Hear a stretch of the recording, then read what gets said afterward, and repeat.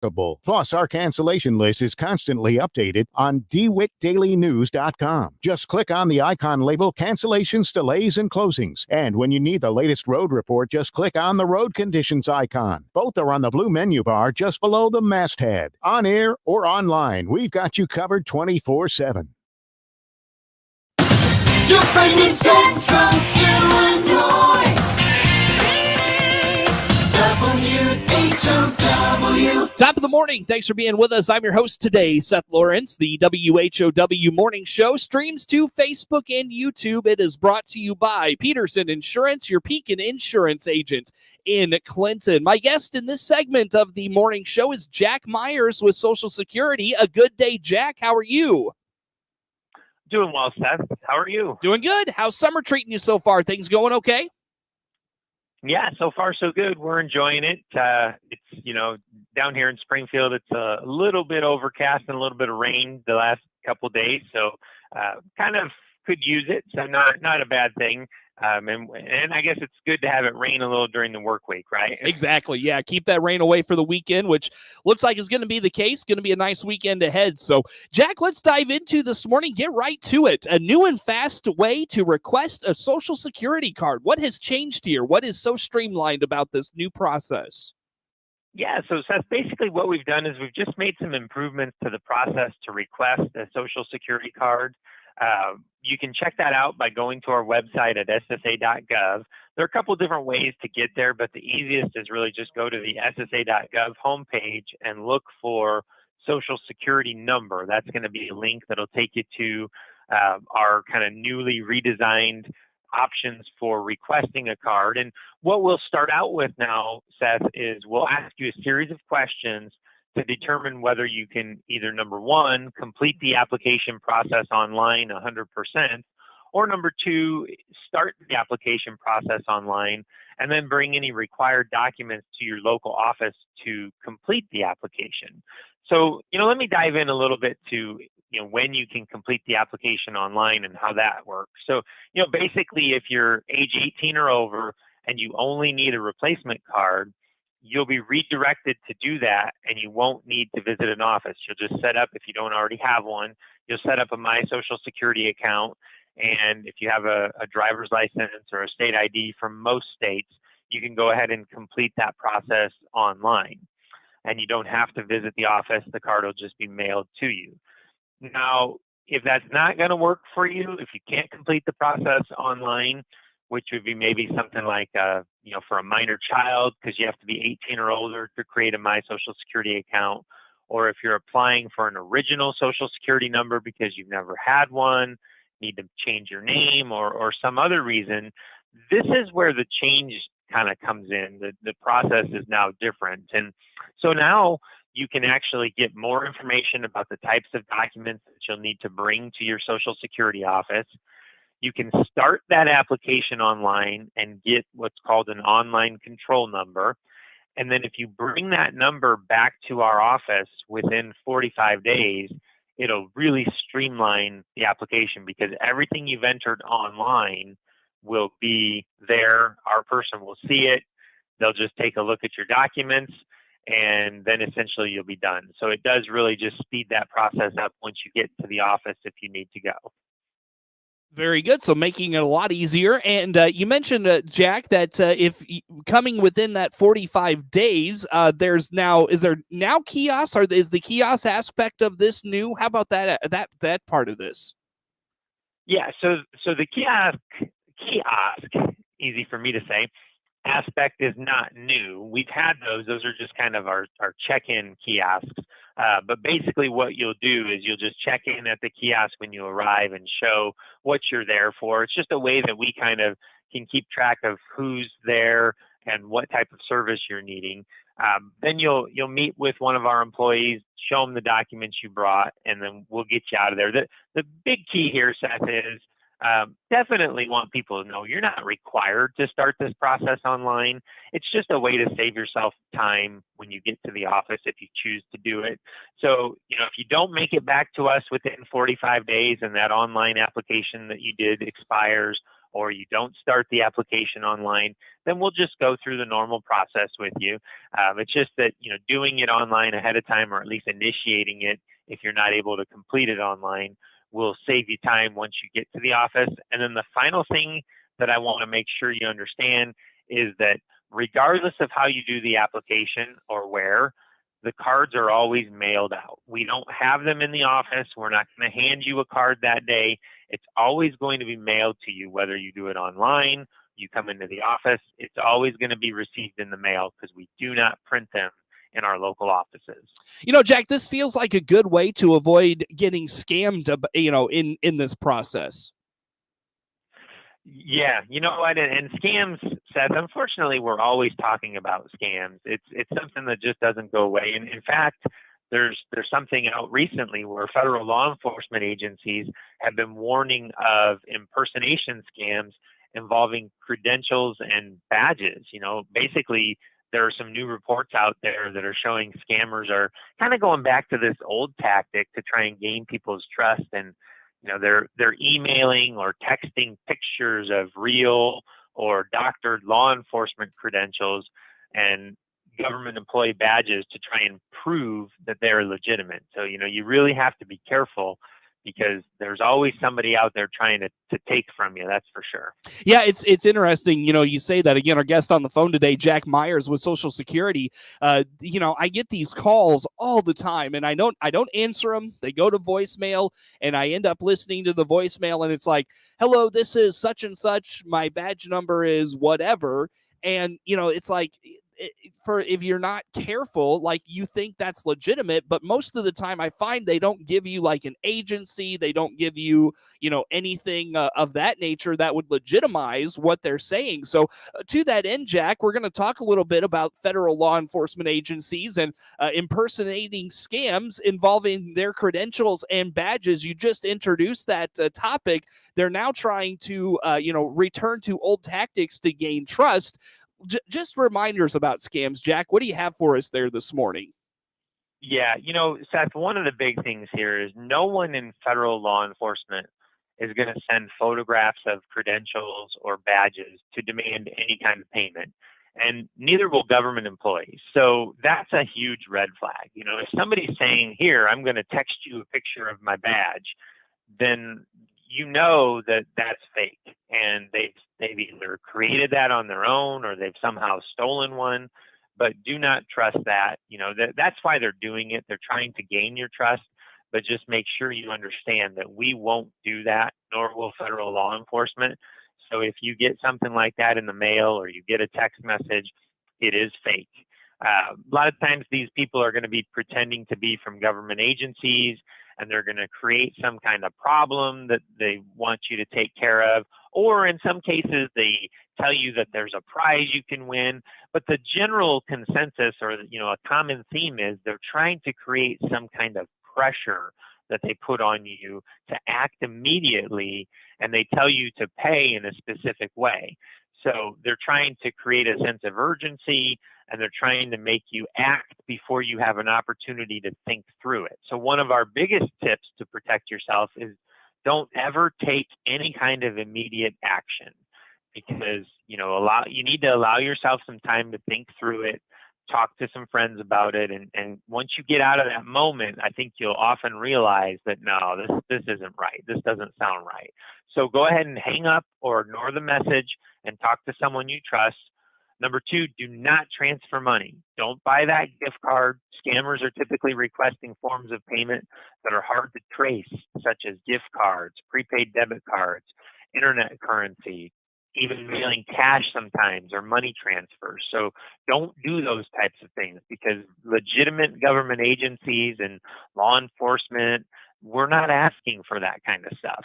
And always be skeptical. Don't believe the scammers who say they are transferring you to law enforcement or something like that. Just hang up, and if you want to call law enforcement yourself to check, do so on their non-emergency number that you can find or verify in another way. And then the final tip I'll give here is, don't click on links or attachments and block unwanted calls and text messages once they come in. So once something like that happens, you can block them in your phone, and then at least from that particular number, they won't call you again. Yeah. Good advice as always, Jack. How about reporting these scams? If we are, if anyone falls victim to one of these, how about reporting that and, just that aspect of this? Yeah, sure. Multiple things that you want to consider. Number one, you can contact local law enforcement. Number two, you can check out the Federal Trade Commission website at FTC for Federal Trade Commission.gov. The FBI actually has an internet crime complaint center that you can file a complaint with, and that is online. It's www.ic for internet crime, the number 3.gov. So www.ic3.gov. And then on our Office of Inspector General website, we've got a bunch of information about reporting scams and awareness, and that is oig.ssa.gov/scam. But if you just go to ssa.gov, our main page, for a while now, we've had a banner right across the top that says, basically, what do you do? It's in red, and it says, what do you do if you've been a victim of fraud or scam or something like that? So just click on that. That'd be the easiest way to find our OIG website.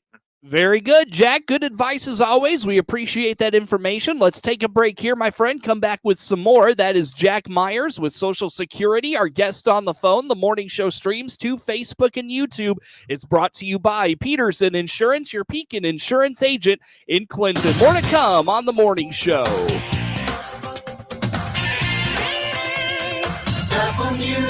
WHOW.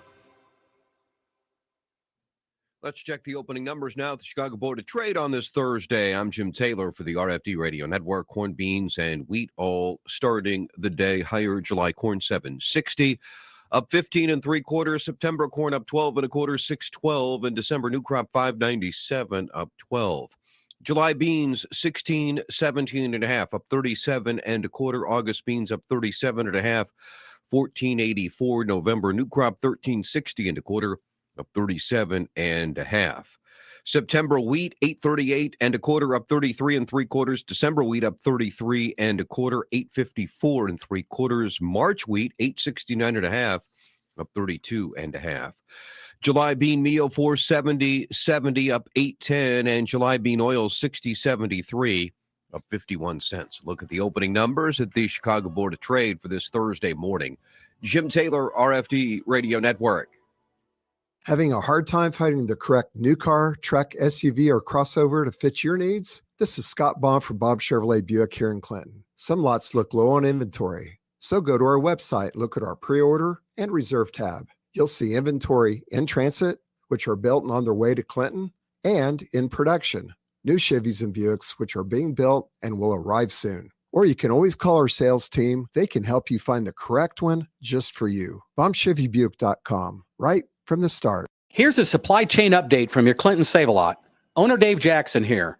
Workers in retail and restaurants today are doing the best they can under very trying circumstances. That situation is no different here at your Clinton Save-A-Lot. It's been a team effort to keep our shelves stocked with the freshest meat, produce, and items you purchase every day. While many stores have cut hours and services, your Clinton Save-A-Lot has maintained our staffing level and regular hours thanks to my fantastic team of employees.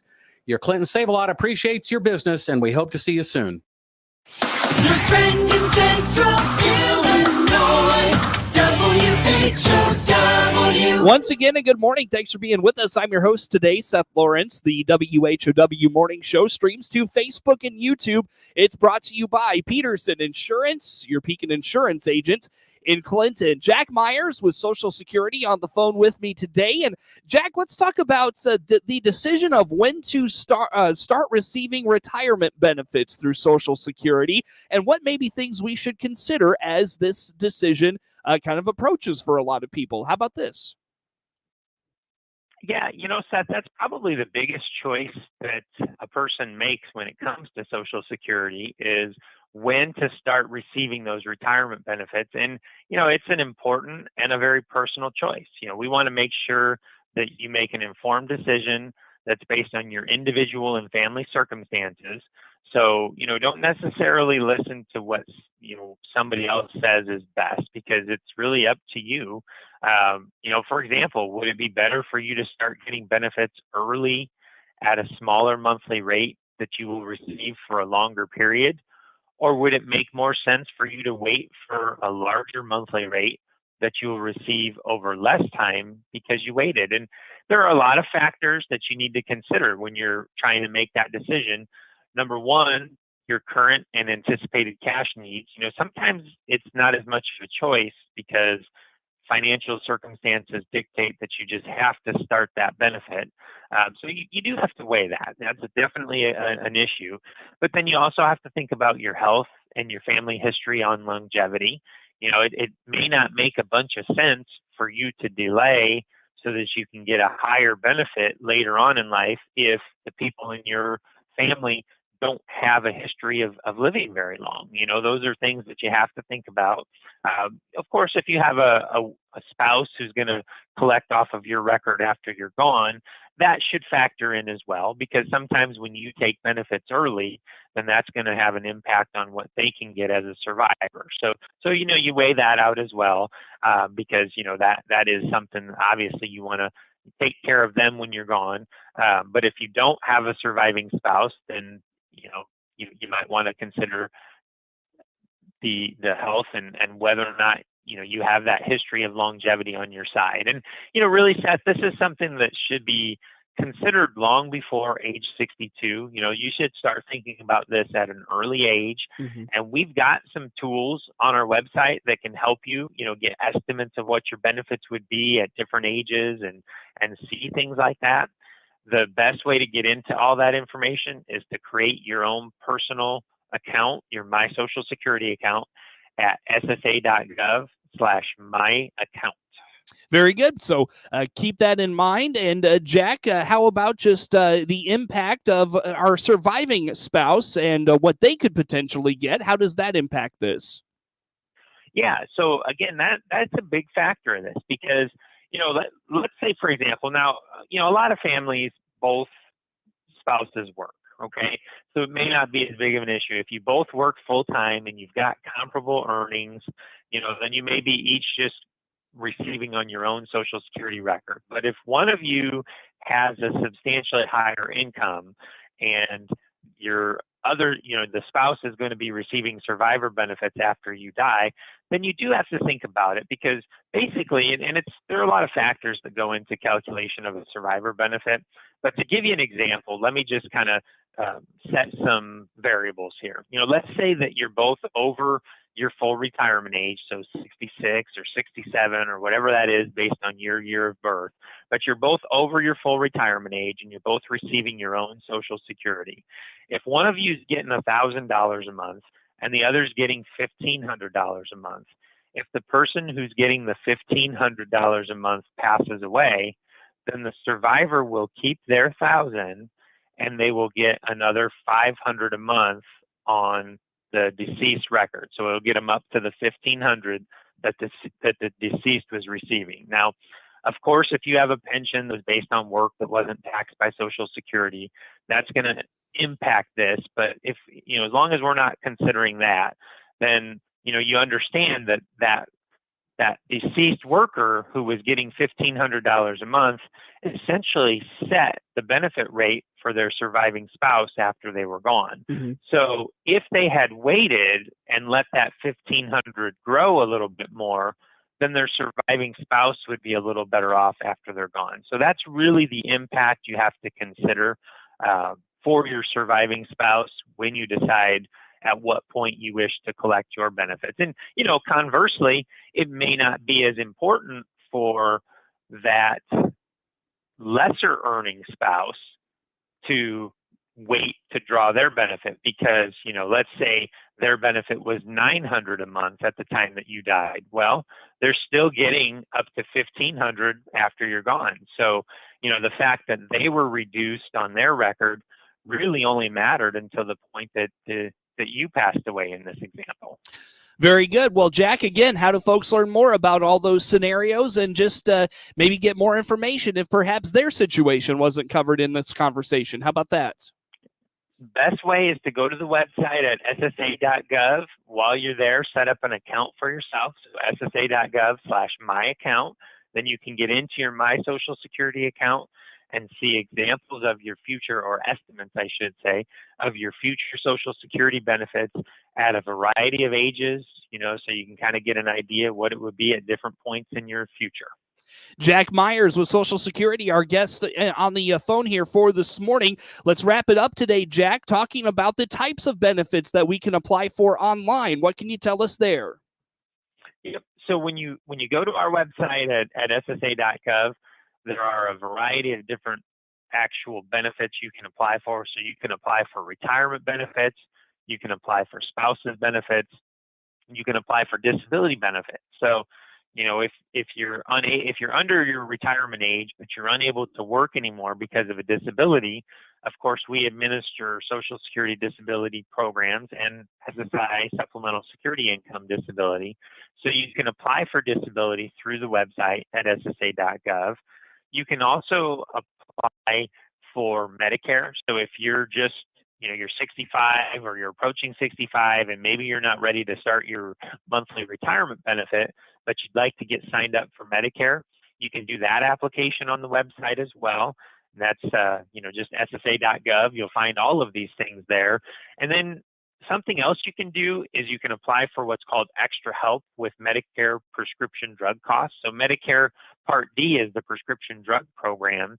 And if you have low income, limited assets, you may qualify for financial assistance paying for the premiums that are associated with that prescription drug program, the co-pays, those sorts of things. So you can make that application for extra help right there on the ssa.gov website. So a lot of different things.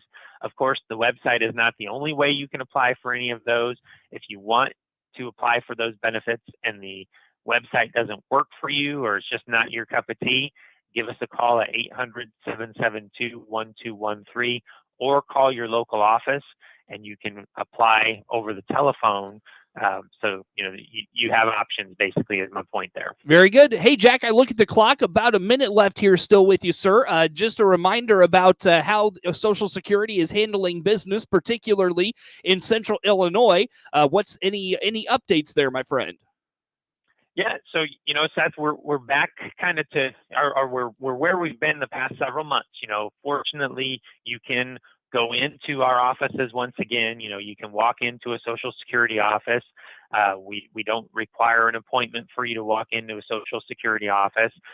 Certain things that we're doing that are going to take longer, we are setting telephone appointments for. But we do recommend you visit us on the website, ssa.gov, or give us a call first. But if you want to walk in, you can do that, and you don't need an appointment to do so. Jack, it's always good to talk to you, sir. Thanks for making time for us today. That is Jack Myers with Social Security, our guest on the phone. The morning show streams to Facebook and YouTube. It's brought to you by Peterson Insurance, your Pekin Insurance agent in Clinton. Network news on the way on the WHOW morning show, and a look at that weather forecast coming your way next as well. It is the WHOW morning show here this morning. WHOW.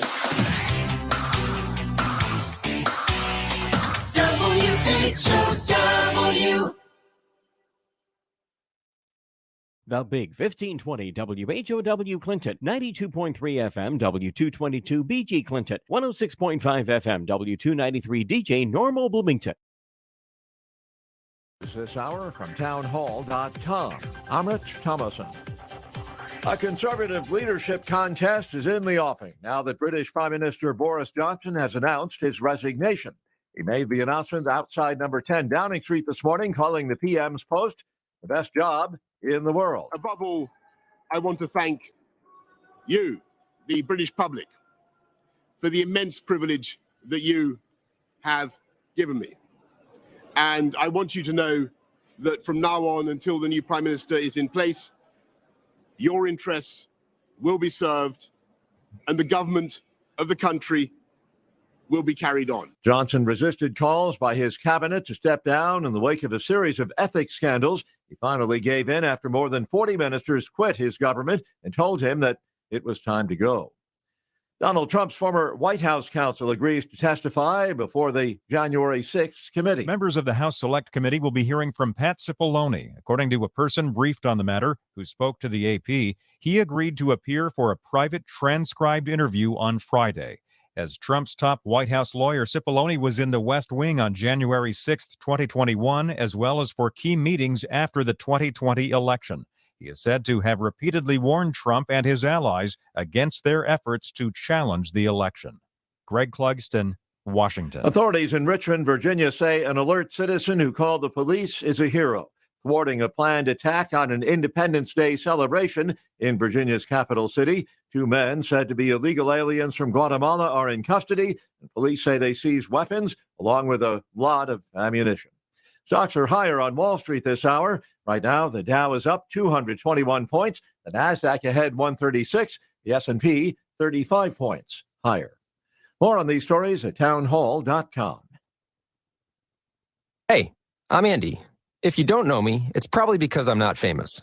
But I did start a men's grooming company called Harry's. The idea for Harry's came out of a frustrating experience I had buying razor blades. Most brands were overpriced, overdesigned, and out of touch. At Harry's, our approach is simple. Here's our secret. We make sharp, durable blades and sell them at honest prices for as low as $2 each. We care about quality so much that we do some crazy things, like buy a world-class German blade factory. Obsessing over every detail means we're confident in offering a 100% quality guarantee. Millions of guys have already